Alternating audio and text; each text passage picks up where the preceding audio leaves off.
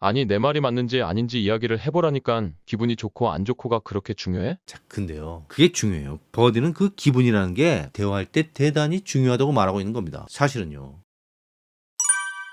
우리 속담에 말 한마디에 천냥빚을 갚는다는 말이 있죠. 그런가 하면 바이블에는 죽고 사는 것이 혀의 권세에 달렸다는 구절이 있습니다. 이렇게 우리가 하는 말이 얼마나 중요한지를 알려주는 속담이나 격언이 전 세계 어디에나 있어요. 확실히 말을 잘하면 유리한 점이 많습니다. 입시나 취업에서 면접으로 당락이 결정되는 경우가 꽤 있죠. 이 면접이 말로 하는 거잖아요. 근데 문제는 이 말이라는 게 잘하면 좋고 못해도 그만이 그런 게 아니라는 거예요. 말을 잘못하면 치명적인 손해를 보거나 경우에 따라서는 문자 그대로 죽고 사는 문제가 되기도 한다는 겁니다. 잘 나가다가 말 한마디 잘못해서 날아가는 사람들이 정말 많잖아요. 그래서 평소 내가 하는 말에 대해서 고민해 볼 필요가 있습니다.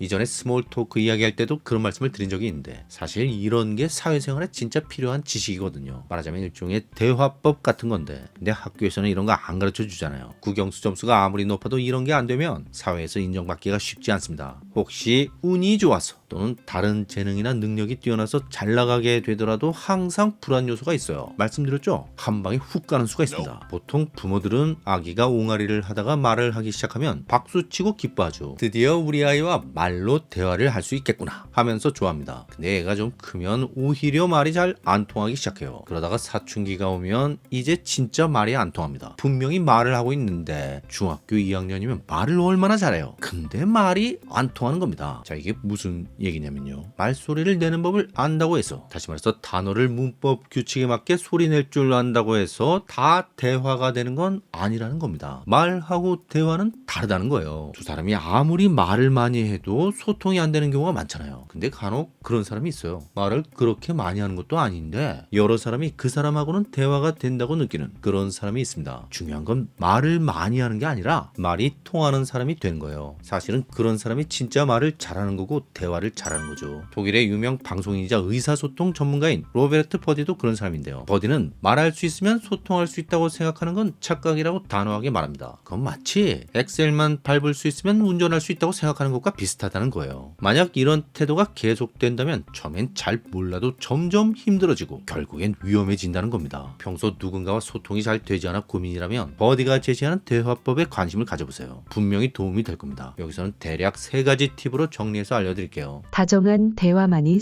살아남는다. 우리는 보통 대화할 때 감정이 섞이는 걸 좋지 않다고 생각하는 경향이 있는데 보통 T가 강한 사람들이 이런 생각을 하죠. 그래서 감정을 배제하고 순수하게 이성과 논리만으로 하는 대화가 이상적이라고 느끼곤 합니다. 이전에 T와 F의 차이를 설명하는 영상에서 그런 말씀을 드린 적이 있어요. T는 본인이 하는 말의 내용에 너무 집중한 나머지 상대가 뭘 느끼는지에 대해서 잘 모른다고요. 그런 상태에서 말을 하다 보니까 의도치 않게 F의 감정을 상하게 하곤 합니다. 표정이나 말투로 인한 오해일 수도 있는데 어쨌든 일단 그렇게 되면 F는 T가 하는 말의 내용이 귀에 안 들어와요. 왜냐면 F는 더 이상 대화하고 싶은 마음이 없거든요. 근데 T는 또 이런 F의 태도가 못마땅한 겁니다. T는 여전히 내용 자체에 집중하고 있어요. 그래서 T는 내가 하는 말이 맞다면 인정을 하든가 아니면 아니라고 반박을 해봐. 이러고 있는 겁니다. 하지만 이미 빈정상한 F는 지금 대화할 기분이 아니라고 말하죠. 그럼 T는 왜 이렇게 사람이 감정적이지? 이런 생각이 드는 거예요. 아니, 내 말이 맞는지 아닌지 이야기를 해보라니깐 기분이 좋고 안 좋고가 그렇게 중요해? 자, 근데요. 그게 중요해요. 버디는 그 기분이라는 게 대화할 때 대단히 중요하다고 말하고 있는 겁니다. 사실은요. T도 마찬가지예요. T 역시 본인이 생각하는 것보다는 훨씬 더 기분에 의해 좌우되는 사람이라는 겁니다. T든 F든 모든 사람이 그렇다는 거죠. 자, 이게 무슨 얘기냐면 사실 모든 사람은 누군가와 대화를 할지 말지가 기분에 의해 좌우된다는 거예요. 난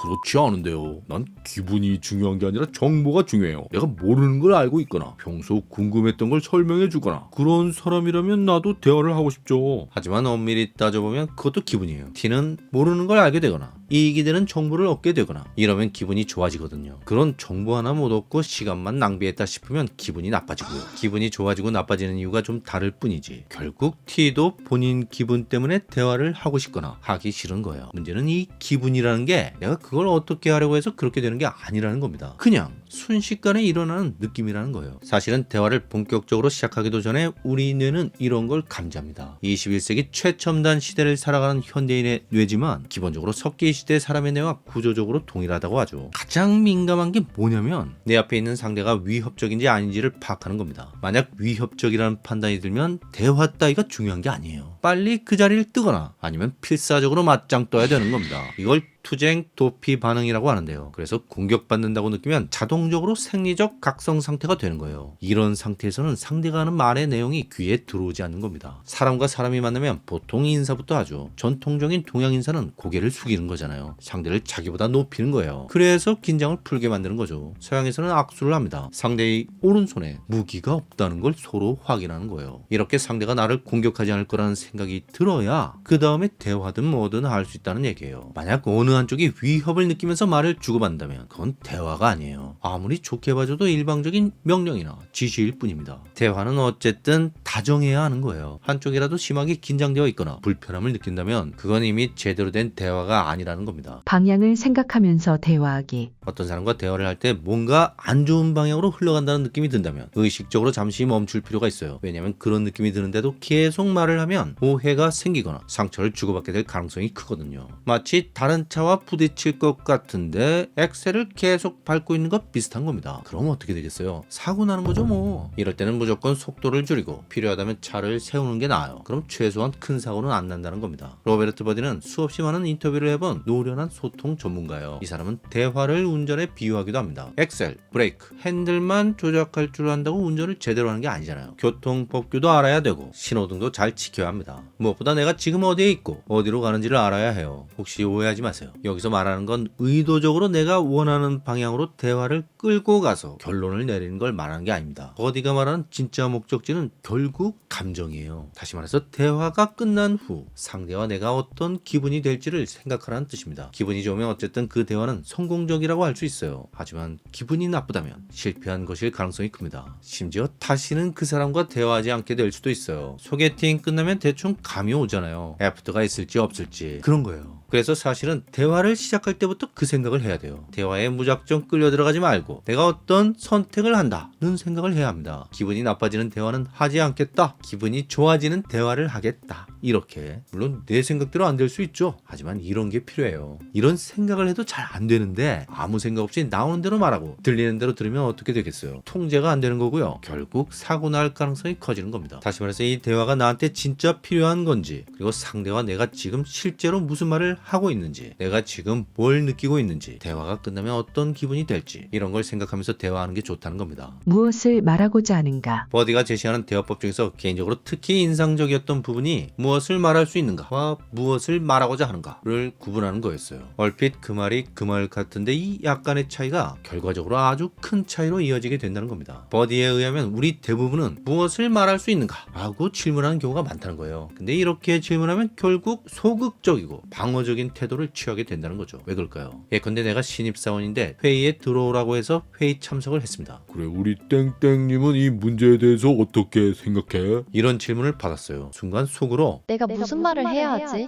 내가 할 수 있는 말이 뭘까? 이런 생각을 하면서 말을 하면 결국 사람들이 기대하는 딱 그 수준의 말을 하게 된다는 거예요. 왜냐하면 사람들은 보통 신입이 할 수 있는 말, 신입은 할 수 없는 말, 사장이 할 수 있는 말, 사장이 할 수 없는 말 이런 말이 있다고 생각하거든요. 그래서 제가 아직 잘 몰라서요. 죄송합니다. 이런 말이나 하게 되는 거죠. 근데 이게 신입 때는 크게 문제가 되지는 않아요. 사실 신입이 바꿀 수 있는 게 한계가 있으니까요. 하지만 직급이 올라서 팀장이 되고 임원이 된 후에도 이러고 있으면 그땐 좀 문제가 될 수 있어요. 또 만약 내가 창업을 해서 작은 가게의 사장이라면 이런 태도는 별로 바람직하지 않습니다. 왜냐하면 그땐 내가 중심이고 주인이고 주체거든요. 당연히 적극적이고 건설적인 태도가 필요하다는 겁니다. 나는 우리 팀을 믿어. 힘든 상황이지만 함께 잘 극복해보자. 나도 최선을 다할게. 이렇게 뱃속 깊은 곳에서 올라오는 말이 나와줘야 되는 거예요. 그래야 주변 사람들도 그 사람을 믿고 움직이게 된다는 거죠. 아마도 버디는 자기가 조언해준 조직의 고위 임원들의 사례를 보고 이런 생각을 하게 된 게 아닐까요? 말하자면 이런 거죠. 내가 사장인데 요즘 회사 실적이 좋지 않아서 정리해고나 공고사직이 예고되는 시점이에요. 이런 시기에 직원들을 모아놓고 이야기를 하려고 하는데 무슨 얘기를 해야 하냐는 겁니다. 이때 만약 무엇을 말할 수 있는가?